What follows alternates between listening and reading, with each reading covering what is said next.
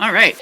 Welcome to the On the Level Leadership Podcast, folks. This show, as you know, is all about helping you be the best leader you can be so you can grow in your career and to make the organization you work for the best ever. And, on this channel, if you've been following me, that I take a bit of a no bullshit approach to leadership and a real straight up the cuff. That's where the name On the Level comes from. And really want to talk about topics here that affect leaders and managers in organizations so that we can, again, make our lives a little bit better in the workplace.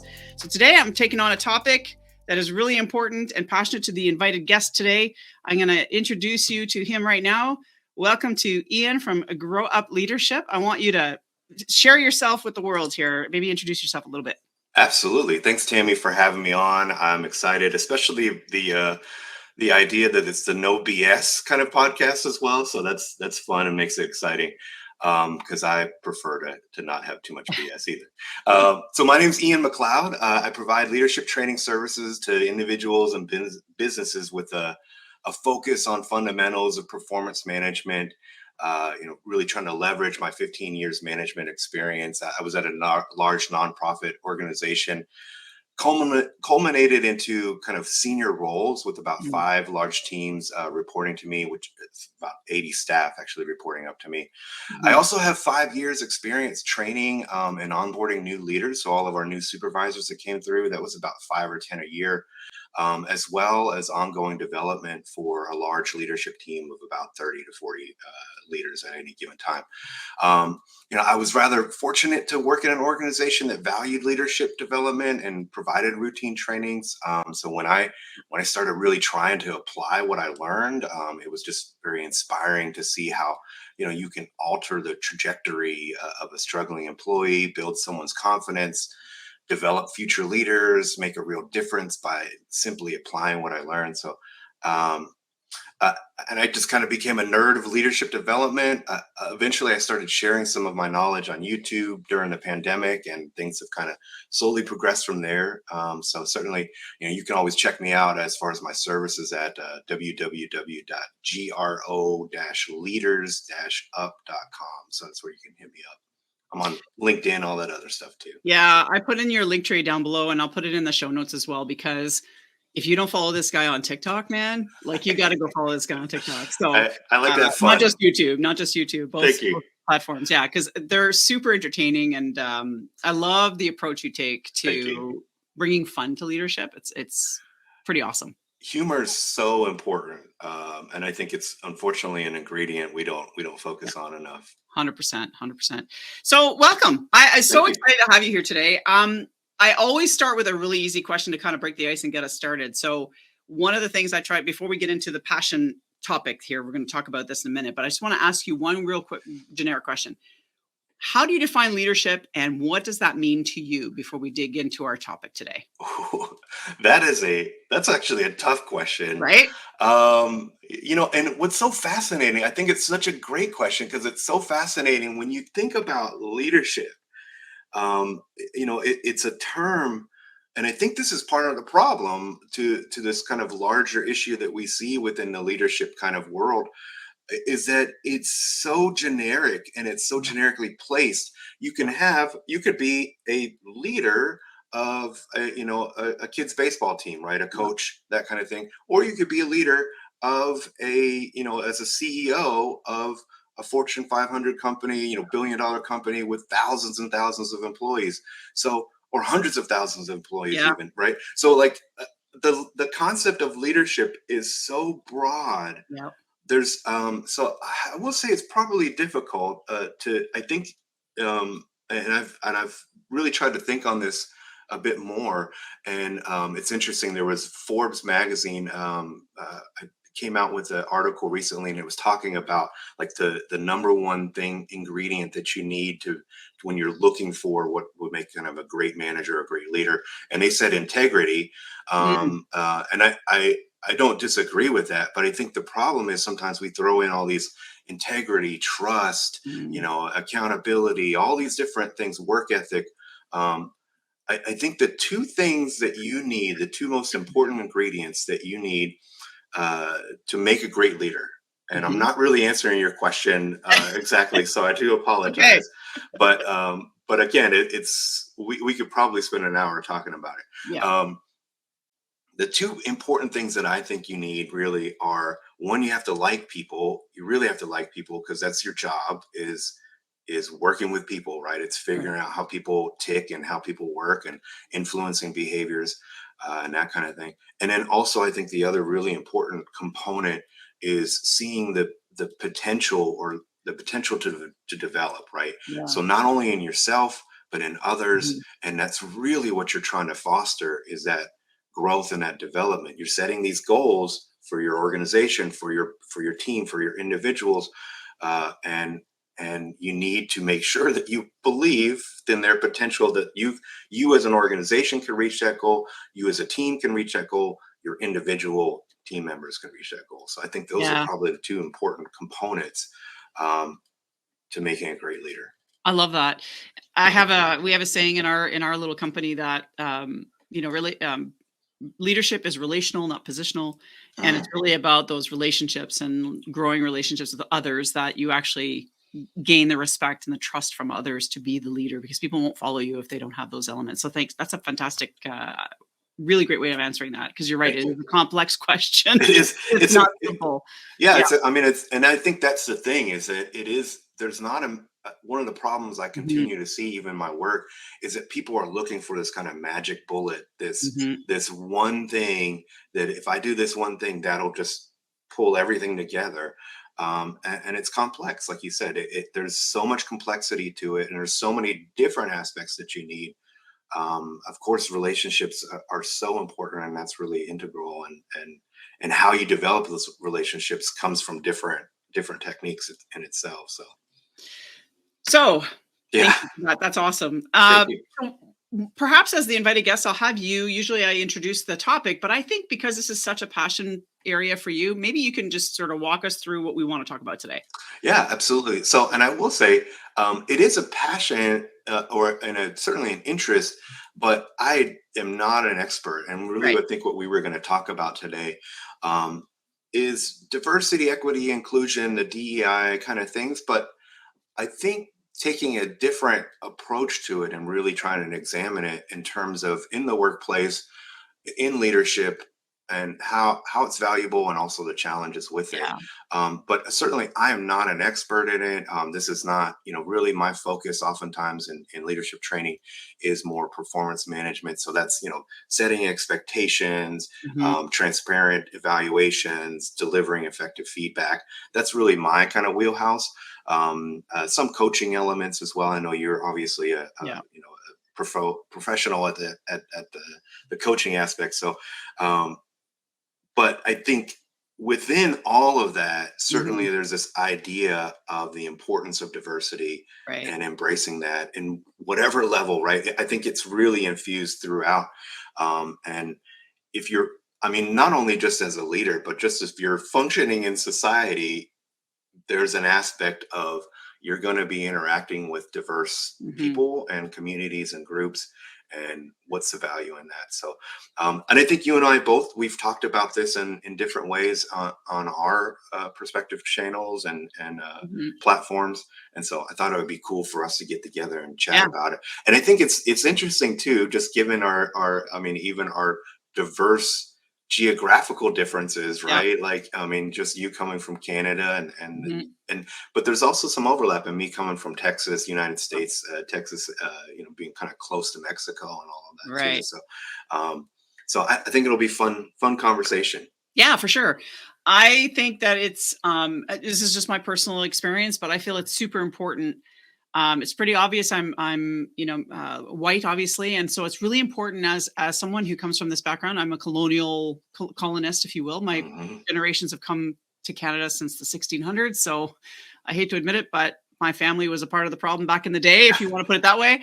So, Right. from my perspective, I feel sort of a responsibility and an importance that we have to honor and respect that we sometimes come from a place of privilege, and it's important for us to speak and on this topic and not be afraid to speak on this topic, because it's super important, especially today. So from your perspective, like I know that growing up I was surrounded by people that had various biases and so on, and I don't want to go too far down that path, but I'm just curious about how that affects us as leaders, and then how do we promote diversity sort of in our workplace, because there's benefits which we can also talk about around this. So I want to get your perspective on that.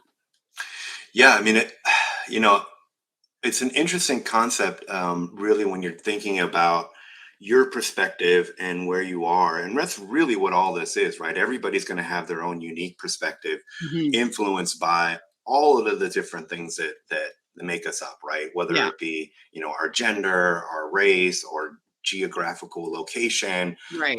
you know, all kinds of our sexuality, whatever it may be, right? All these things are influencing us and our decision making and our thought process, and that, of course, just create. We all have biases. I mean, that's just the reality in some form or fashion, whether they at least be confirmation bias of trying to Right. confirm what we think, or unfortunately, I mean, some people hold really strong biases about, they believe in some fashion that they or this group is somehow superior or Yeah. better to somebody else.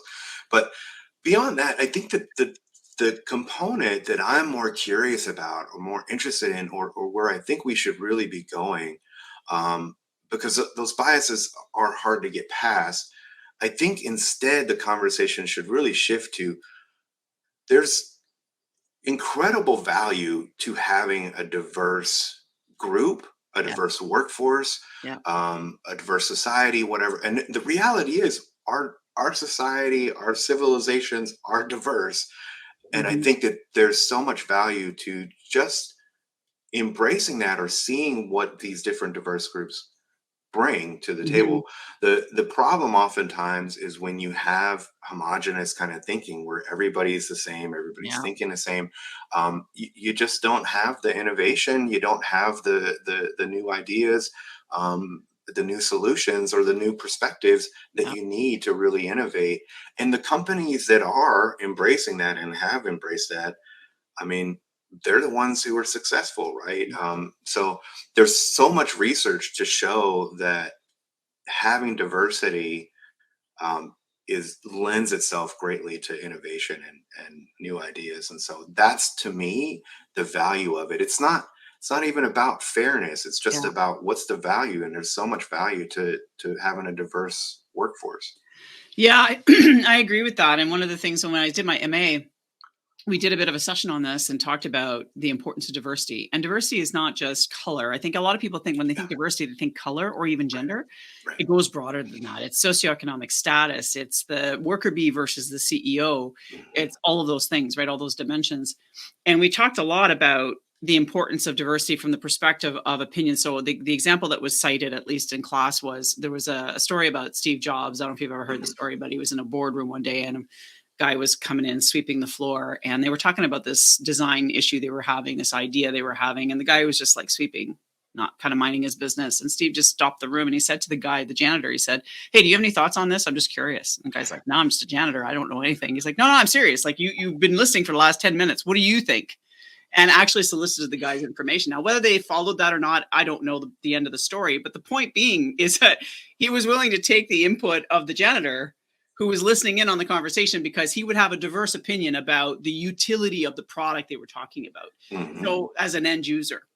So, I think that's really interesting, because as leaders, isn't it our responsibility to pull in the voices of all these, to eliminate and destroy all those echo chambers that Yeah. we hear about? I know in the C-suite, having been being an executive myself and having and coaching executives, is that they often don't want to hear no, and they don't want to hear Mhm. why they can't do things. They just want to hear solutions. The problem is you get an echo chamber, and then you don't, like you said, you don't get the innovation. So that's an interesting point as far as benefits. Well, Um, and I think, to that, it's so interesting you brought that up, because when we were thinking of talking about this topic, one of the things that had something that came to mind recently, that's kind of a new thing out. But mhm. before I get to that, uh, the idea of solutions, Einstein famously said, if I had an hour to work on a problem, I'd spend 55 minutes working on the thinking about the problem and 5 minutes thinking about the solution. And I think what happens oftentimes is, in those echo chambers, in those homogenous kind of thinking groups, they quickly go to a solution, and then they try to, again, confirmation bias, Mhm. they trying to get all the reasons to support Yeah. that that solution. And that's actually the opposite of like scientific thinking, right? The Yep. idea is you come up with an idea and you're trying to disprove it or prove that to be 100%. false. Yeah. And so I think that's part of the problem, is that people don't spend enough time thinking about the problem, and they don't gather enough diverse thoughts Yeah. on why this problem exists and how do you solve for that. The fascinating thing, that story about Steve Jobs, it falls right in line, because there's this new movie, Flaming Hot, on Oh, Disney Plus, okay. and I think it's on Hulu. And it's a story. I don't know if you've seen this yet. So it's on Disney Plus and Hulu, or Prime, or something else. But it's a story about the person who was a janitor, but he did a lot of other things as Mm, well. And his story at working at Frito Lay with Cheetos, and he was Hispanic, of course, and he was he basically invented the flaming hot Cheeto, right. which I don't know, if that's a thing up there Yep. okay, but certainly it's a huge thing down in here in Texas, and I remember even as that kind of continued to develop. But it's a whole movie about that, and really, it's just an excellent example of diverse thoughts and benefits, and how that leads to innovative ideas, that Mhm, they really targeted a relatively untapped market, right? mhm. So it's fascinating to me that these examples exist, and that's really what I'm talking about when I'm Yeah. saying there's value in diversity. Yeah, Doritos has the same story, right? It was developed at Disneyland, same concept. They had these chips they didn't know what to do with, so what they do? They tossed it in some spice mix they had for their tacos or what have you, and voila, Doritos were born. So, That's awesome. so, so Yeah, so Doritos are from Disneyland, essentially. So because of innovation and thought outside the right. box. So that's awesome. What are some of the challenges from your perspective, though, on enhancing or allowing diversity to really have a voice? So I think there is, to your kind of point, even that there's this, when people think about diversity, they typically only think about maybe just gender. They Yeah, maybe think about just color or race or what have you, that yeah, kind of thing. And they get kind of stuck up on that, where they're just kind of not even thinking beyond, again, how there's all these different groups out there with all these different ideas. What happens oftentimes, and unfortunately, because this has been an ongoing debate, there's a lot of policy, a mhm, lot of ideas that get implemented, that in a sense are kind of a simple solution to a really complex problem, right? So right. then you have these policies that are like, affirmative action. Yeah, We this feeling like, well, we have to hire a certain amount of people of color right. or women or that kind of thing. Yeah. And I think what happens, unfortunately, is that thinking then it fuels the debate a different way, instead of actually making it where it's more about, again, the value, and getting everybody to understand that there's so much value in having diverse thought. So I think and I don't necessarily have a Mhm. simple solution to that, Yeah. um, but I think that that's part of the challenge as well. And then I think it's just really, again, I don't have a good answer, but I think getting people to understand or know that that there's so much value in a diverse thought, right? I Yeah. mean, even just reminding people of all the inventions that were created by women or black people. I mean, you think about Mm. inventions by and I did a little research here, but Yeah. inventions by women: fire escapes, circular saws, Yep. medical syringes, car heaters, life rafts, computer algorithms, aquariums, coffee filters, electric refrigerator, computer software, Kevlar, bulletproof fiber. Those are all inventions by women, Yeah. plus probably 1,000 other inventions by black people: gas masks, potato chips. Who doesn't love potato chips? Yeah, right? Three light traffic lights, Yeah. refrigerated trucks, color PC monitors, a super soaker, peanut butter, golf shirts, clothes dryers, lawnmowers, modern toilets, um, radiation detectors, printing press, were all invented by black people, right? So there's Yep. so much value in 100%. other people being involved in this. And I think that the challenge is just getting people to understand it and value that. It's That's interesting because I think we sort of shared previous to this call, but, in Canada, at least when I worked with the government of Canada, we did have affirmative action, but it was language based. Hmm. And yes, there's some diversity and inclusion pieces around color and around like race, religion, whatever, how you self-identify as a woman or if you self-identify as indigenous, etc. But what's interesting is the notion of language, because the Official Languages Act that came into play, I would say late 70s, early 80s by Prime Minister Trudeau Sr. at the time, it was interesting because he brought it in for good reason. It's because there wasn't the ability to communicate. If somebody French called somebody in government, they couldn't actually find somebody that speaks French to them in their language of choice. And so the Official Languages Act sort of protected the French culture in a way, and ensured that there was capacity to respond to these individuals as clients to the government. The problem is 40 years later or 50 years later, the problem is that, well, I guess it's 40 years, is that what we're seeing is a little bit of an issue where folks are selected based on language, and the question of competency is not as great in some cases. And what you end up with is a lot of toxic leaders who can speak French. And so the problem is, the question is this setting us up as an organization for failure because we're not choosing the best of the best, we're choosing the best of the French. And that's a bias thing, perhaps, but it's my question around that is, it had a good purpose. There was a reason for it and it needed to be in place. But now I have to wonder, is it still effective? Is it still something that represents Canadian population? I'm not sure it does.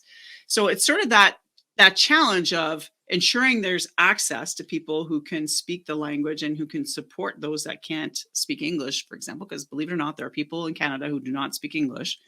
And then, how do you support that? It's really challenging. At the same time, I have a question for you is around the confirmation bias piece. Is when we do affirmative action, if we appoint people because we have a target and they're not fully prepped or ready for that role yet, they have the competencies, but maybe they're not fully ready for it yet. What my concern is then we put them in positions due to some color, some, other identifier. And my fear is that they fail, and then it just confirms the bias that women can't lead. See, Black people can't get organized, or whatever the person's bias is in their head. Right. And I worry that it confirms that bias if they're not set up for success. So I want to get your thoughts on this. Is like, if we're going to promote diversity and inclusion, we need to make sure as leaders that we're really building our people up so that when they are promoted, that it's done based on competency, not just on a target of reaching a certain target. Because I'm a big believer in ensuring people are successful no matter what we promote them to. And I don't care what creed or color or belief you come from. I really don't care if you're part of the queer community or what have you. I don't care. My point is, you need to be able to grow and be in that role and be successful so that you're not confirming the bias of some other a-hole somewhere in the organization. So I want to kind of get your thoughts on that, because I have some pretty strong beliefs around that, as you can tell.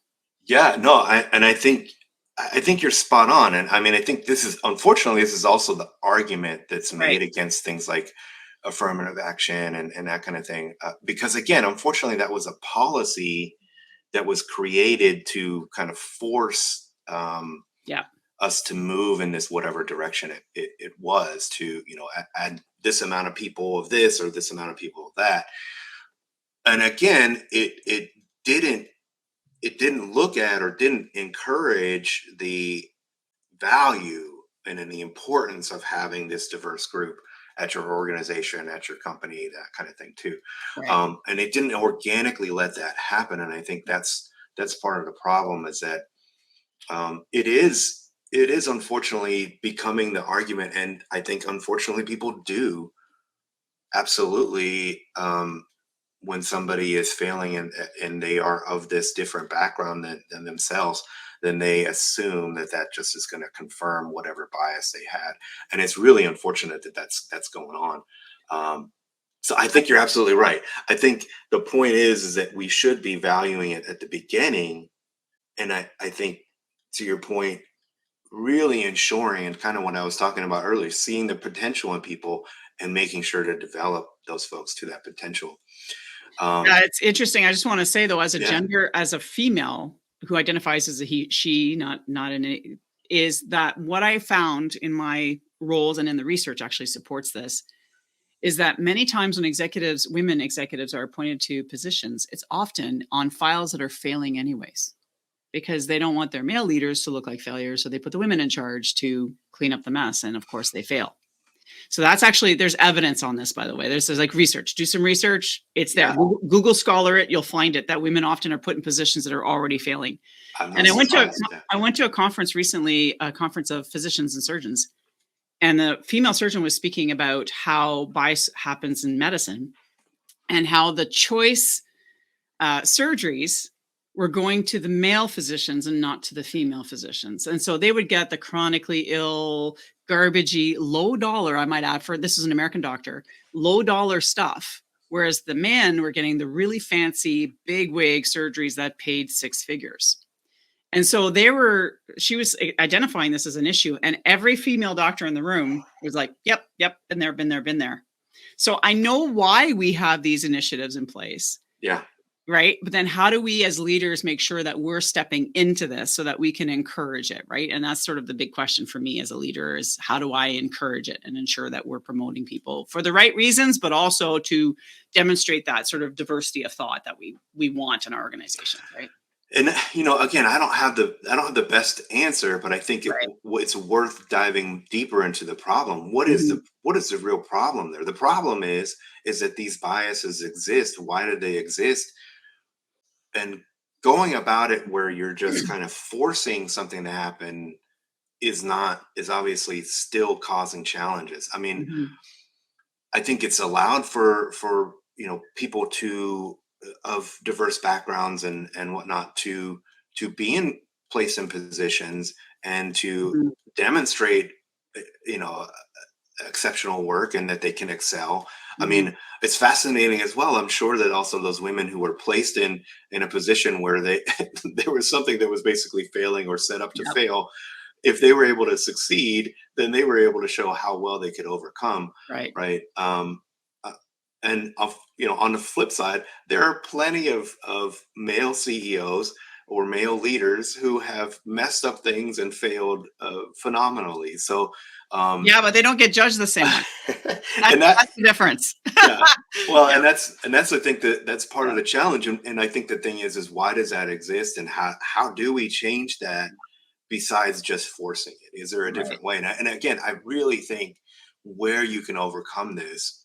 Again, I don't have a simple solution to that, but it's ensuring that people understand that there is so much value to having a diverse workforce. And if you just give those people a seat at the table, that's where it starts, right? And that's where some of the affirmative action has happened and helped possibly. But and I hate to keep referring to affirmative action as this it's thing, a key right? component of this, though. It is. But I think one of the other things too that we really need to look at is how do we define success? Right. I think success has largely been defined by the groups that kind of held the keys to everything, and kind of made all the decisions. One of the challenges I've seen personally when I was, in a leadership position and we were looking to promote other people, right? And oftentimes I would run into this where there would be somebody who would be, I would see great potential in a Black female, right? An African-American female who's doing a great job, got great ideas, that kind of thing. They communicate differently. They talk differently. They interact somewhat differently. Doesn't mean this is right or wrong, but when they interact with their female white colleagues, they respond. Those white colleagues sometimes have responded in a way of, oh, that this we don't communicate well, or I just don't understand them. And oftentimes what I see is that leaders are looking for, and you kind of said this at the top, leaders are looking for the simplest answer. They're trying to move, they're trying to go, and they don't have the mental capacity or the time to really an effort to put into trying to understand how this person communicates. So they are looking for somebody oftentimes who communicates exactly like them, who basically does everything exactly like them, so they can just move forward with all the tasks. I think that speaks to kind of a larger problem I see in general with how we even promote leaders. Like, what are the leaders that we even put into Yeah. positions? And oftentimes I see a lot of the people who move up are the ones who are very task oriented. They're great. They get shit done, right? They get a lot of stuff done, but do they possess some of these other things that is important to leadership? Yeah. Do they kind of um, have great retention? Do they have great rapport with their staff? Those kind of things are maybe lacking sometimes, and then that becomes something where those people are in power, and unfortunately, they are impacting the decisions that are made of who comes up with them. Yeah. It's funny because I have come from a public health background, so I kind of look at this systemically, and I think to myself, I think there's a bigger way to. We manage this at childhood. I'll put it this way: we all know that we, as melanin deficient folks, we have an advantage. We have a position of advantage. Let's just call it a spade a spade. Yeah, The reality is that access to education, for example, at a very young age, access to the types of education, and this happens in Canada too, by the way, our Indigenous folks here in Canada suffer the same fate, where their educational systems may not be set up to help them succeed in the society that we live in. right. And the problem is, and I'm not suggesting that everybody conform to some white notion. I'm suggesting that we expand the notion of education to be broader and to Yeah, include more culture and diversity at the very youth age.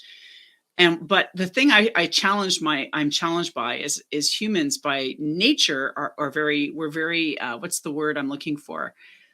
We're very band centric or group centric. We tend to adhere to folks that look and sound the same as us, regardless of color, creed, whatever. We tend to do that. We tend to congregate in those groups. And so it kind of shuts out the rest. But I would love to see a vision for me in the world at large. If I had to say, if I could snap my fingers, like, the Avengers Endgame, and just like make the world change, it would be that everybody sort of sees each other as humans and sees through all the other bullshit. yeah, We don't see the color, we don't see the religion, we don't see the hijab, we don't see the rainbow colors, we don't see any of that. All we see is a human being that wants to learn, that wants to grow, that wants to succeed, right? Like yeah.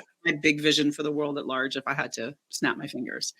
But I sort of feel from a public health perspective, it starts there. But in our organizations, I think the challenge is now everybody's kind of been grown and their biases have been established, and you're just trying to like manage through that. It's so tough. Such a big subject to It, talk it about.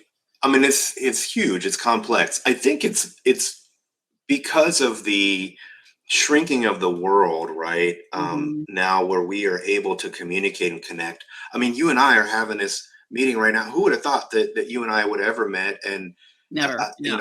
20 years ago, I never would have thought that I would No. have been on a podcast with, somebody from Canada. So Right. the fact that the connections and the availability of varying perspectives and diverse Mhm. groups are able to connect on a whole new scale now, I think is moving us in the right direction, to your point. I Mhm. mean, I know it's cliche, but we're all part of the human race, Right. right?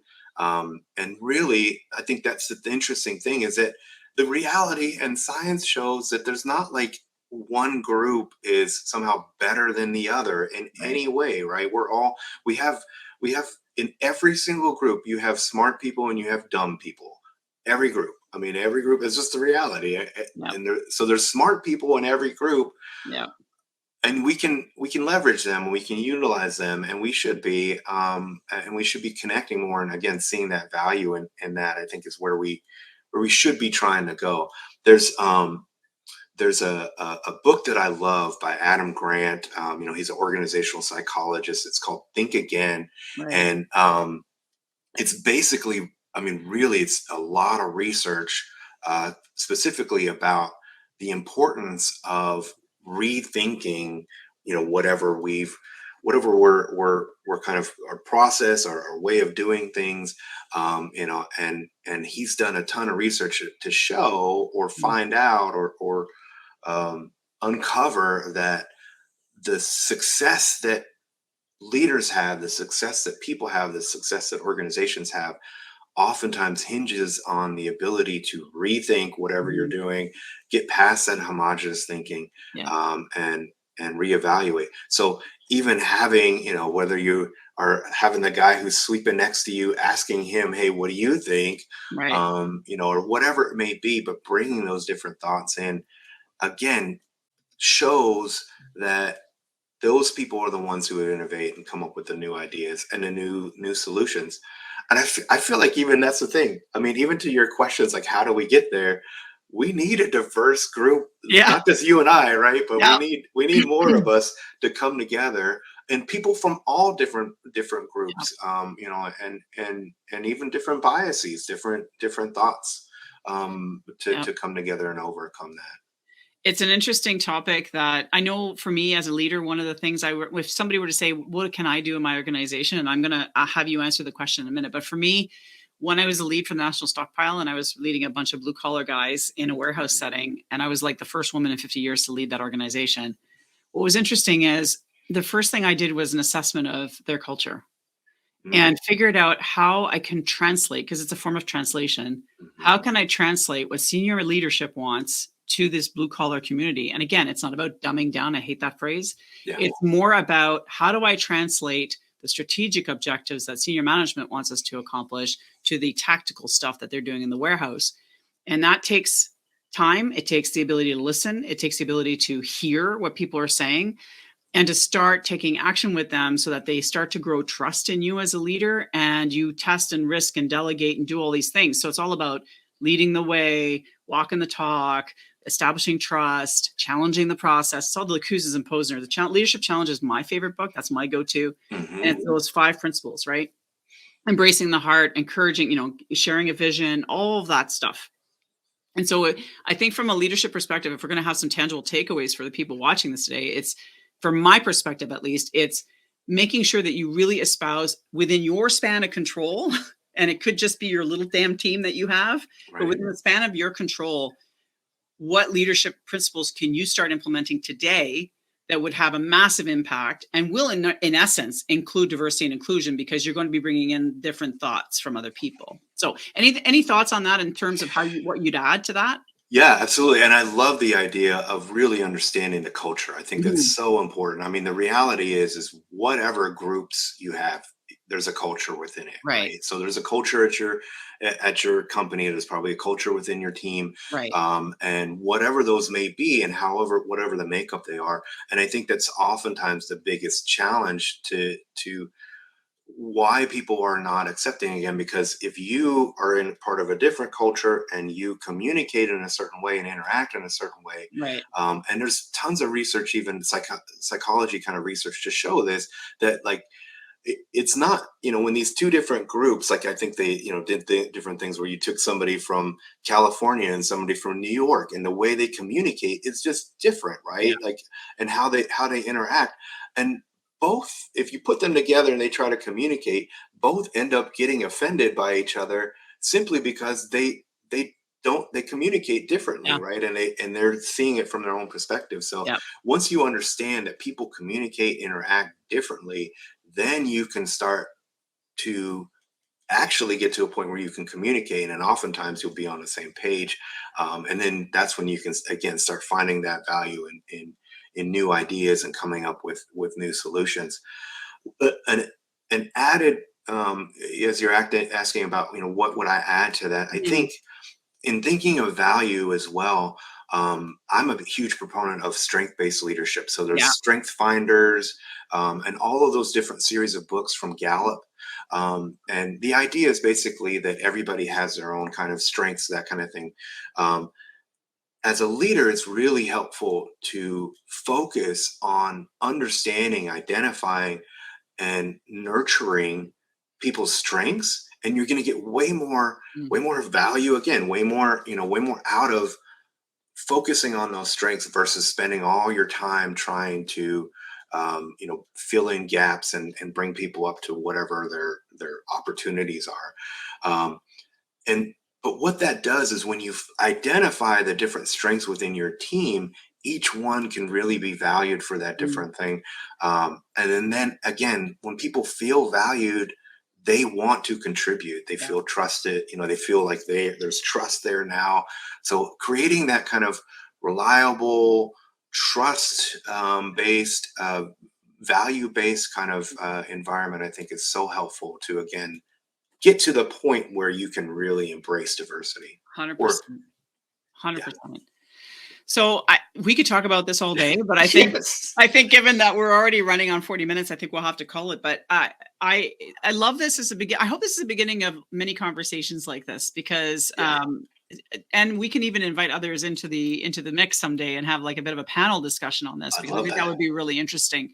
Yeah. Because I think the idea of diversity and inclusion, I think what I say this as a white person, because I know that I'm saying it because it's an obvious thing that I have to point out, is that we are often afraid to talk about this because we are worried that we're going to say the wrong thing. But I think the most important thing is to not be afraid to approach the issue of diversity and inclusion, but rather be open to it. So I appreciate you taking the time to have the conversation with me today, because I think this is an important convo that we all have to have as a community. Especially in North America. I know it's everywhere, but let's be honest, politics is a problem right now in both countries. And I think that this is something that we are having to deal with on the front lines of our jobs. Let's be frank. So, yeah. Absolutely. I agree. I mean, I think, again, bringing in diverse ideas to this conversation itself would be helpful. But to your point, it is so important for us to at least be talking about it. Yeah. And the worst thing you can do is just not talk about it and turn your back and hope somebody else fixes it. So, Yeah, exactly. I appreciate the conversation. I appreciate the opportunity to chat with you. I love your channel and all that you talk about, Tammy. So thanks for having me on. No problem.